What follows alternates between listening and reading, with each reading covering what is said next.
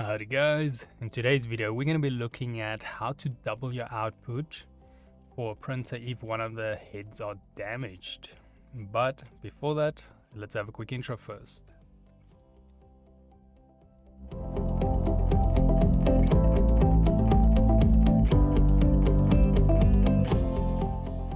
So today's video can be found on softwaretraining.co.za.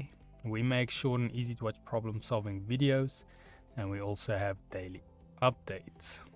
Now if we head into the program here, so for this tutorial we're going to be using Photoshop. I think I'm currently running the 2021 version, but this should work in most versions. So now like I mentioned in the intro, today's video is going to be for doubling up colors, and you'll be doing this in case, let's say your printer's one head is damaged for a color. So let's say like in our case here, we don't have yellow, it's not printing.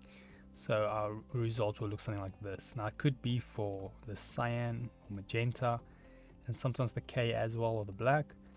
But I'm just going to show you here today, or should I say in the next video, we're going to be looking at some yellow, if we actually have that removed from our image. But just to kind of head over what the main concept of this is. So most print heads has two chambers for one color. So you're basically going to be printing with two chambers. But then so if the one chamber gets damaged, then technically you could double up the color output in the actual image, and then the print time as well, and then only half will be printed, or half of the color, but the final output should have the right amount of color, or at least close enough.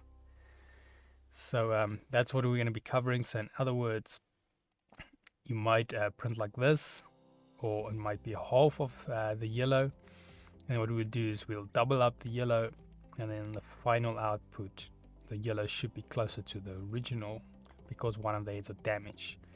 But just a disclaimer, this is obviously only going to work with printers with double heads or two chambers for each color. So just make sure you first confirm that that is accurate with your printing model as well, that you actually have two chambers per color.